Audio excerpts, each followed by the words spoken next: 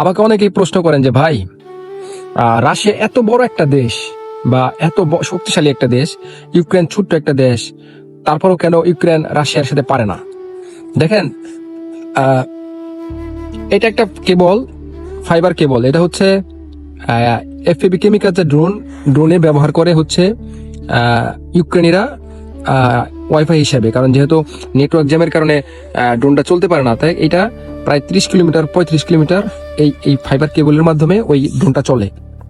ধরেন এই ড্রোন আমি এটা ছিঁড়ে ফেললাম, সহজেই ছিঁড়ে গেল, কোনো কষ্ট হলো না।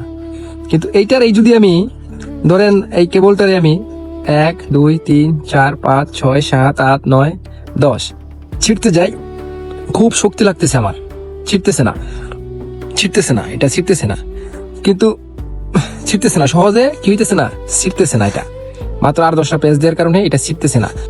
তো এরকম ইউক্রেন রে আপনার বড় বড় কয়েকটা দেশ, নেটোযুক্ত কয়েকটা দেশ খুব ভালোভাবে আঁকড়ে ধরছে, এরকম পেজ দিছে।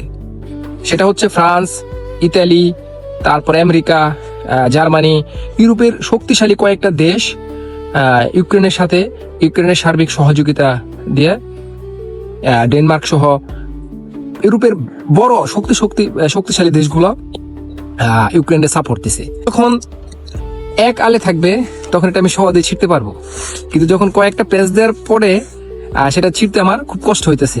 তো রাশিয়ার ক্ষেত্রেও এরকমই। রাশিয়া শুধু একটা দেশ পুরো ইউরোপ, আমেরিকা সহ এইসব দেশের সাথে লড়তেছে একা। তো হয়তো বা একটু কষ্ট হইতেছে, কিন্তু বিজয় রাশিয়ারই হবে। কারণ আমি বিশ্বাস করি পুতিন যতদিন আছে ততদিন অন্তত এই যুদ্ধ মনে হয় না থামবে।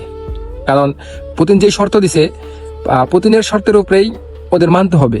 এখন ওরা যদি এই শর্তে না মানে, ততদিন পর্যন্ত যুদ্ধ চলবে, যতদিন পর্যন্ত পুতিন আছে। পুতিনের ক্ষমতা আছে, যদি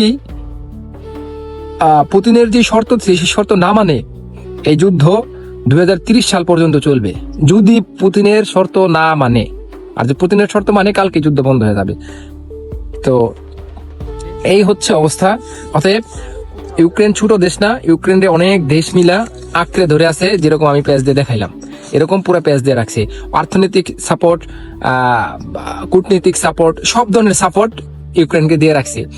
ঠিক আছে, এই হচ্ছে পরিস্থিতি। সেই জন্য এখন পর্যন্ত রাশিয়া ইউক্রেনের সাথে পেরে উঠতেছে না। তবে রাশিয়ার সৈন্য এবং কি অর্থনৈতিকভাবে অনেক ক্ষতিগ্রস্ত হয়েছে, বা অনেক টাকা ব্যয় করতেছে, অনেক সৈন্য মারা যেতেছে, ইউক্রেনেরও মারা যেতেছে অনেক। বিনিময়ে ইউক্রেন কিছুই পাইতেছে না, ইউক্রেন শুধু পিছায় যাইতেছে। আর রাশিয়া কি পরিমাণ জায়গা যে দখল করছে, খনিজ সম্পদ, সেটা মানে কল্পনা। আমি বর্তমানে রাশিয়া থেকে প্রায় 250 কিলোমিটার ভিতরে আছি ইউক্রেনের।